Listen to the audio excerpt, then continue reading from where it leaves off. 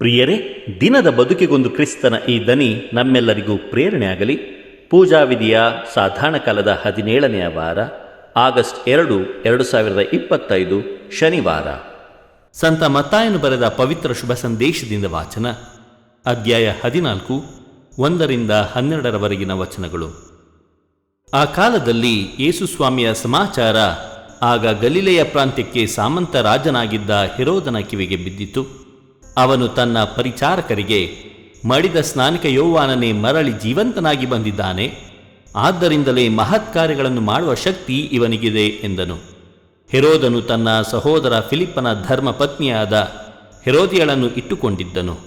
ಅವಳ ಪ್ರಯುಕ್ತ ಯೋವಾನನನ್ನು ಹಿಡಿದು ಬಂಧಿಸಿ ಸೆರೆಯಲ್ಲಿ ಹಾಕಿದ್ದನು. ಏಕೆಂದರೆ ಆತನು, ನಿನ್ನ ಸಹೋದರನ ಧರ್ಮಪತ್ನಿಯನ್ನು ನೀನು ಇಟ್ಟುಕೊಂಡಿರುವುದು ಅಕ್ರಮ ಎಂದು ಹೆರೋದನಿಗೆ ಹೇಳುತ್ತಿದ್ದನು. ಯೋವಾನನನ್ನು ಕೊಲ್ಲಿಸಬೇಕೆಂದಿದ್ದರೂ ಹೆರೋದನು ಜನರಿಗೆ ಹೆದರಿದ್ದನು. ಅವರು ಆತನನ್ನು ಪ್ರವಾದಿಯೆಂದು ಭಾವಿಸಿದ್ದರು. ಹೀಗಿರುವಲ್ಲಿ ಹೆರೋದನ ಹುಟ್ಟುಹಬ್ಬ ಬಂದಿತು. ಹೆರೋದಿಯಳ ಮಗಳು ಆಹ್ವಾನಿತರ ಮುಂದೆ ನರ್ತನ ಮಾಡಿ ಹೆರೋದನನ್ನು ಮೆಚ್ಚಿಸಿದಳು. ಆಗ ಅವಳು ಏನು ಕೇಳಿದರೂ ಕೊಡುವುದಾಗಿ ಅವನು ಪ್ರಮಾಣಪೂರ್ವಕವಾಗಿ ವಾಗ್ದಾನ ಮಾಡಿದನು. ಅವಳು ತನ್ನ ತಾಯಿಯ ಸಲಹೆ ಪಡೆದು, ನನಗೆ ಸ್ನಾನಿಕ ಯೋವಾನನ ತಲೆಯನ್ನು ಒಂದು ತಟ್ಟೆಯಲ್ಲಿ ತರಿಸಿಕೊಡಿ ಎಂದಳು. ಇದನ್ನು ಕೇಳಿ ರಾಜನಿಗೆ ವ್ಯಥೆಯಾಯಿತು. ಆದರೆ ಅತಿಥಿಗಳ ಮುಂದೆ ಮಾಡಿದ ಪ್ರಮಾಣವನ್ನು ಮುರಿಯಲಾಗದೆ ಅವಳ ಇಚ್ಛೆಯನ್ನು ಪೂರೈಸುವಂತೆ ಆಜ್ಞೆ ಮಾಡಿದನು. ಅದರಂತೆಯೇ ಆಳುಗಳನ್ನು ಕಳುಹಿಸಿ ಸೆರೆಮನೆಯಲ್ಲಿದ್ದ ಯೋವಾನನ ತಲೆಯನ್ನು ಕಡಿಸಿದನು. ಅದನ್ನು ಒಂದು ತಟ್ಟೆಯಲ್ಲಿ ತಂದು ಆ ಹುಡುಗಿಗೆ ಕೊಡಲಾಯಿತು. ಅವಳು ಅದನ್ನು ತನ್ನ ತಾಯಿಯ ಬಳಿಗೆ ತೆಗೆದುಕೊಂಡು ಹೋದಳು. ಯೋವಾನನ ಶಿಷ್ಯರು ಶವವನ್ನು ತೆಗೆದುಕೊಂಡು ಹೋಗಿ ಸಮಾಧಿ ಮಾಡಿದರು. ಅನಂತರ ಹೋಗಿ ಯೇಸುವಿಗೆ ಈ ವಿಷಯವನ್ನು ತಿಳಿಸಿದರು. ಪ್ರಭುವಿನ ಶುಭ ಸಂದೇಶ. ಕ್ರಿಸ್ತರೇ ನಿಮಗೆ ಸ್ತುತಿ ಸಲ್ಲಲಿ. ಚಿಂತನೆ. ಸದ್ಗುಣ ಧೈರ್ಯಕ್ಕೆ ಮತ್ತೊಂದು ಹೆಸರು ಸ್ನಾನಿಕ ಯೋವಾನ.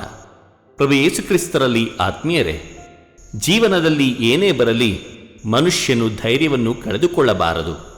ದುರ್ಗುಣಗಳನ್ನು ಸೋಲಿಸುವುದಕ್ಕೆ, ಸದ್ಗುಣಗಳನ್ನು ಕಾಯ್ದುಕೊಂಡು ಹೋಗುವುದಕ್ಕೆ ಮನುಷ್ಯನಲ್ಲಿ ಧೈರ್ಯ ಬೇಕೇ ಬೇಕು. ಸದ್ಗುಣ ಮತ್ತು ಧೈರ್ಯಕ್ಕೆ ಮತ್ತೊಂದು ಹೆಸರು ಸ್ನಾನಿಕ ಯೋವಾನ. ಹೆರೋದನ ಹೆಂಡತಿ ಹೆರೋದಿಯಳ ಮೊದಲ ಗಂಡ ಫಿಲಿಪ್ಪ ಇನ್ನೂ ಜೀವಂತವಿರುವಾಗಲೇ ಅವರು ಮದುವೆಯಾಗಿದ್ದರು. ಮೇಲಾಗಿ ಅವರು ಶಕ್ತಿ ಸಂಬಂಧಿಗಳಾಗಿದ್ದರು. ಅವರ ಅನೈತಿಕತೆಯನ್ನು ಯೋವಾನನು ಧೈರ್ಯದಿಂದ ಖಂಡಿಸಿದ. ಇಂದಿನ ಸಮಾಜದಲ್ಲಿ ಎಲ್ಲೆಲ್ಲೂ ಅಕ್ರಮ, ಅನ್ಯಾಯ, ಅನೀತಿ ಸಾಮಾನ್ಯವೆಂಬಂತೆ ತಾಂಡವಾಡುತ್ತಿದೆ. ಇಂದು ದುಷ್ಟತೆ ಅಧಿಕವಾಗುತ್ತಿದೆ.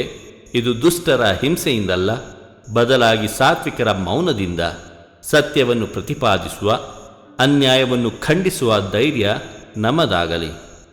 ದೇವರು ನಮ್ಮೆಲ್ಲರನ್ನು ಆಶೀರ್ವದಿಸಲಿ. ಇದು ಧ್ವನಿ ಮಾಧ್ಯಮ ಮನೆಯ ಕೊಡುಗೆ. ಧ್ವನಿ ವಂದನೆಯ ಸ್ವಾಮಿ ಶಾಂತಕುಮಾರ್ ಜೆ, ಬೆಂಗಳೂರು ಮಹಾಧರ್ಮ ಕ್ಷೇತ್ರ.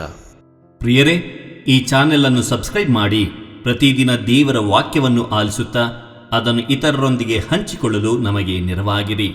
ಧನ್ಯವಾದಗಳು.